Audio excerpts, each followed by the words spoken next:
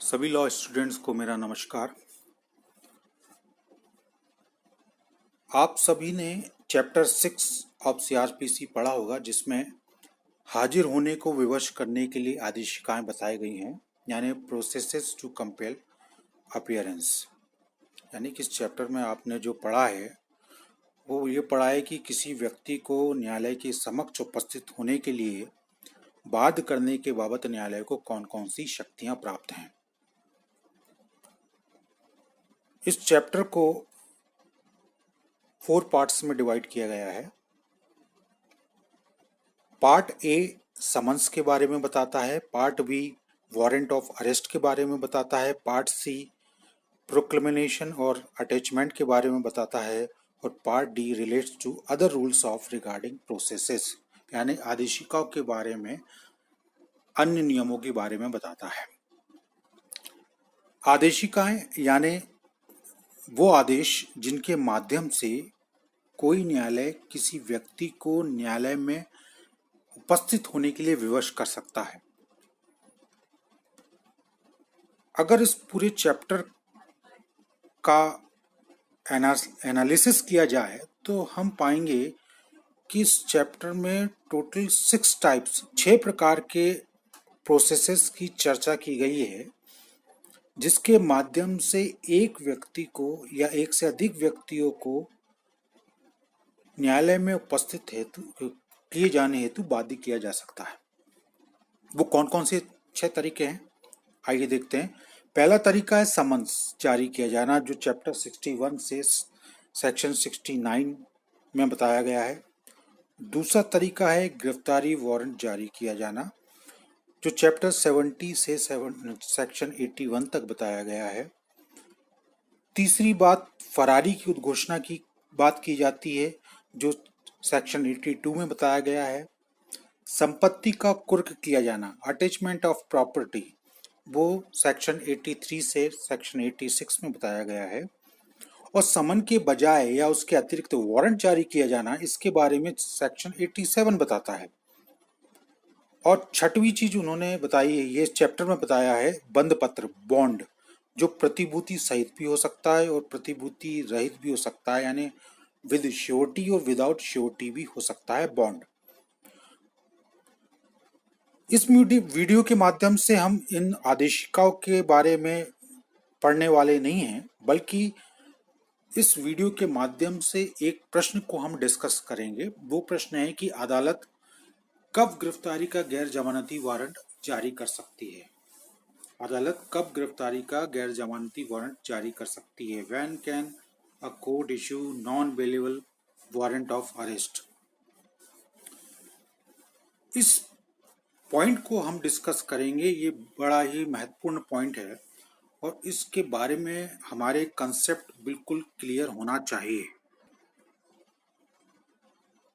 जैसा कि हमें मालूम है कि सेक्शन 70 से सेक्शन 81 तक गिरफ्तारी के वारंट के बारे में प्रोविजंस दिए गए हैं, लेकिन जो हमारा यह प्रश्न है कि अदालत कब गिरफ्तारी का गैर जमानती warrant, non bailable warrant of arrest जारी कर सकती है, इस प्रश्न का उत्तर किस सेक्शन में मिलेगा, तो वो है सेक्शन 73।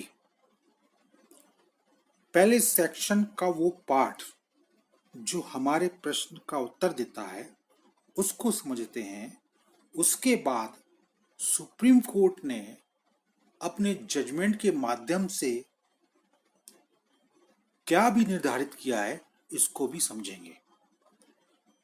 सेक्शन 73, हालांकि इसका शीर्षक है वारंट में be directed to any person, यानी कि इसका जो शीर्षक कहलाता है, जो कहता है वो केवल ये है कि वारंट किसी भी व्यक्ति को निर्दिष्ट हो सकेंगे। ठीक है ना। अब इसका सबसेक्शन 1 पढ़ते हैं। सबसेक्शन 1 ये कहता है कि द चीफ जुडिशियल मजिस्ट्रेट और a magistrate of the first class may direct a warrant to any person within his local jurisdiction for the arrest of any escaped convict, proclaimed offender, or of any person who is accused of a non-bailable offense and is evading arrest। ये subsection 1 ही हमारे प्रश्न का उत्तर देता है। इस subsection 1 में क्या बात निकल के आई? इसके अनुसार मुख्य न्यायिक मजिस्ट्रेट या प्रथम वर्ग मजिस्ट्रेट निम्न प्रकार के व्यक्तियों के गिरफ्तारी के लिए अपनी अधिकारिता के अंदर किसी भी व्यक्ति को वारंट निर्दिष्ट कर सकता है। वो कौन कौन से व्यक्ति हैं? एक तो हो गया निकल भागा सिद्ध दोष अपराधी, दूसरा है उद्घोषित अपराधी, और तीसरा है ऐसा व्यक्ति जो किसी अजमानती अपराध का अभियुक्त हो तथा स्वयं को गिरफ्तारी से बचा रहा हो। एक बार और समझ लेते हैं कि in term of section 73 of CRPC, a magistrate has jurisdiction and power to issue warrant of arrest which can be directed against any escaped convict, भागा हुआ जो व्यक्ति है, कन्विक्ट है, proclaimed offender, जो उद्घोषित अपराधी है, और against any person who is an accused of a non-bailable offense and is evading arrest, जो गिरफ्तारी से बच रहा हो। तो a person against whom warrant of arrest can be issued must fall in either of the aforesaid 3 categories, यानी वो व्यक्ति जिसके विरुद्ध गिरफ्तारी का अजमानती वारंट जारी किया जाएगा वो इन 3 कंडीशन में से किसी एक कैटेगरी में आता हो। ठीक है ना? एक सुप्रीम कोर्ट का जजमेंट है Raghuvansh Diwan Chand Bhasin versus state of Maharashtra 2012 9 SCC 791। इस मामले में सुप्रीम कोर्ट ने इस बात को पूरी तरह से स्पष्ट किया है कि in this case is being curtailed by issuance of non-bailable warrant of arrest. Thus, the court has to record his satisfaction that the condition laid down in the law for issuing warrant of arrest has been fulfilled and the procedure has been complied with. This satisfaction of the court should be reflected in the order itself to be granted from the record, then only warrant of arrest can be issued. जो 3 category section 73 के sub section में 1 बताई गई हैं वो category satisfied होती है कि नहीं, फुलफिल होती कि नहीं, तभी कोर्ट वारंट जारी कर सकती है। यानी कि तो the court has to prima facie be satisfied, court को इस बात पर सेटिस्फाइड होना पड़ेगा that the person accused of committing a non bailable offence is also evading his arrest. यानी जो तीसरी कैटेगरी बताई गई है कि वो व्यक्ति जो अजमानती अपराध का अभियुक्त है और साथ में लिखा है और गिरफ्तारी से बच रहा है, दोनों बातें फुलफिल होनी चाहिए अगर तीसरी कैटेगरी है।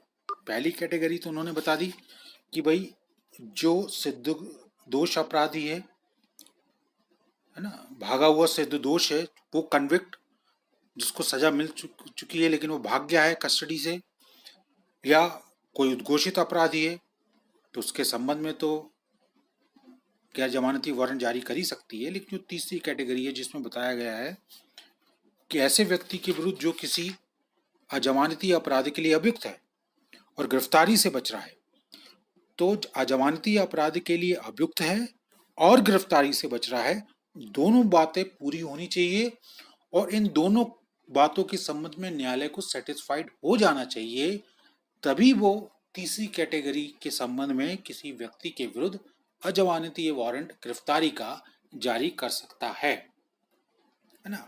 तो लिखा है इसमें कि without recording such subjective satisfaction to the effect that the accused is also evading his arrest, which should be on the basis of the material placed before the court, warrant of arrest cannot be issued. This satisfaction can be derived from the police paper, case diary. Mere absence of the accused cannot give rise to a presumption that he is evading the arrest, which in turn cannot be the sole ground to the issue warrant of arrest. यानी court ने आगे इस बात को भी supreme court ने स्पष्ट किया है इस मामले में कि कोर्ट को ये अभिलिखित करना पड़ेगा, रिकॉर्ड करना पड़ेगा कि वो व्यक्ति अपने आप को गिरफ्तारी से बचा रहा है जो अजमानतीय अपराध का दोषी है, और साथ साथ में इस सेटिस्फैक्शन के लिए पुलिस के द्वारा जो डॉक्यूमेंट्स पेश किए जाते हैं, पुलिस डायरी पेश की जाती है, केस डायरी पेश की जाती है, उससे उसको देखकर वो अपना सेटिस्फैक्शन कर सकता है। लेकिन केवल कि अभियुक्त न्यायालय में उपस्थित नहीं है, मात्र ये आधार नहीं होगा, इस आधार पर ये उदाहरण नहीं की जा सकती कि वो व्यक्ति स्वयं को गिरफ्तारी से बचा रहा है। तो दोनों बातें पूरी होना जरूरी है कि पहली बात कि वो गिरफ्तारी से बच रहा है और वो अजमानती अपराध का अभियुक्त है। इसी तरह से एक और रूलिंग है राज्य द्वारा सीबीआई वर्सेस दाऊद इब्राहिम कास्कर। इसका साइट्रेशन आप नोट कर लीजिए, ये है AIR 1997 SC 2394। इस मामले में सुप्रीम कोर्ट ने क्या बताया है, इसमें ये हेल्ड किया है, ये अभी निर्धारित किया है कि मजिस्ट्रेट ऐसे व्यक्ति को जो किसी अजमानती अपराध के लिए अभियुक्त है और गिरफ्तारी से बच रहा है, गिरफ्तारी करने के लिए वारंट जारी कर सकता है। लेकिन न्यायालय गिरफ्तारी का वारंट अन्वेषण में पुलिस की सहायता के लिए अभियुक्त को केवल पुलिस के समक्ष प्रस्तुत करने के लिए जारी नहीं कर सकता है। अभियुक्त को न्यायालय के समक्ष पेश करने के लिए वारंट जारी किया जाता है, ना कि पुलिस के समक्ष पेश करने हेतु। तो स्टूडेंट्स, ये वीडियो आपको ये समझाने के लिए प्रस्तुत किया गया था कि सेक्शन 73 के सबसेक्शन 1 में जो बात समझाई गई है कि कब न्यायालय अजमानती अपराध के संबंध में या ऐसा कहें नॉन बेलेबल वारंट जारी कर सकता है। आशा है आपको ये वीडियोस पसंद आया होगा। पसंद आया है तो लाइक करें, शेयर करें, दूसरों के साथ इसको डिस्कस करें, ये चैप्टर पूरा पढ़ें। इस चैप्टर में कुछ और बातें हैं जो जैसे कुर्की है, किसी फरार व्यक्ति को कब फरार व्यक्ति घोषित किया जाएगा, इसके संबंध में भी मैं बहुत जल्दी वीडियो लाने वाला हूँ। तब तक के लिए पढ़ते रहिए, ज्ञान बांटते रहिए। नमस्कार।